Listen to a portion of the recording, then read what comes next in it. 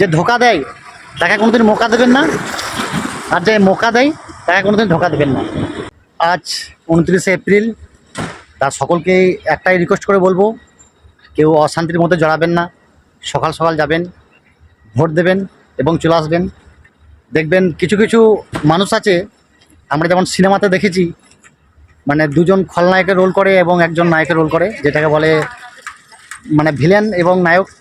আমাদের জীবনে কিছু কিছু মানুষ আছে, দেখবেন আপনার সঙ্গে একজন খুব মানে ক্লোজ, আপনার সঙ্গে খুব ক্লোজ, দেখবেন কোনো কারণে আপনার সঙ্গে ওর কথা বন্ধ হয়ে গেছে।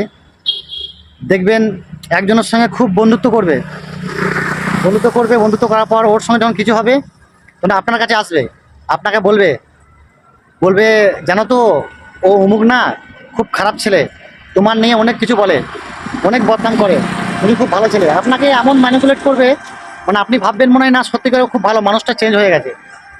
দেখবেন আপনার কিছুদিন পর দেখবেন আপনার সঙ্গে রাগারাগি হবে, রাগারাগি হওয়ার পর দেখবে সেম যার নিয়ে আপনাকে বদনাম করছিল না, তার কাছে দেখবে আমে দুধের মতন মিশে যাবে, আর আপনি হয়ে যাবেন আঁটি গড়াগড়ি খাবেন। সকলকে একটা কথা বলবো, যে ধোকা দেয় তাকে কোনোদিন মৌকা দেবেন না, আর যে মৌকা দেয় তাকে কোনোদিন ধোকা দেবেন না। সেরকম একটাও কথা, দেখবেন আমরা যে এই ভোটের জন্য বিনা কারণে মারামারি করছি, অনেক মায়ের কোল খালি হয়ে যাচ্ছে, এটা বেকার।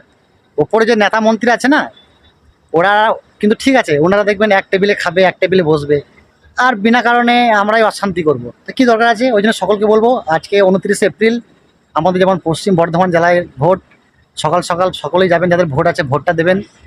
যে যেমন করে মাংস ভাত যে কোনো জিনিস মুড়ি ঘুগনি খেয়ে নেবেন, সুস্থভাবে বাড়ি চলে আসবেন। কারণ আপনি দেখুন, যতই আপনারা মারামারি করবেন, এই করব ওই করব, কিন্তু ওপর মহলে ওরা সবাই ঠিক আছে, বিনা কারণে আমরাই অশান্তি করব। আমি কি বললাম, সিনেমাতে যেমন দেখা যায়, বাস্তব জীবনও সেরকম আছে। দেখবেন সিনেমাতে দেখবেন আপনি নায়ক, দেখবেন দুটো ভিলেন, ওরা এক জায়গায় মিল হয়ে গেছে, একটা ভিলেনের সঙ্গে একটা ভিলেনের যখন ঝগড়া হয়ে যায় না, ওরা কিন্তু কাটাকাটি হয়ে যায়।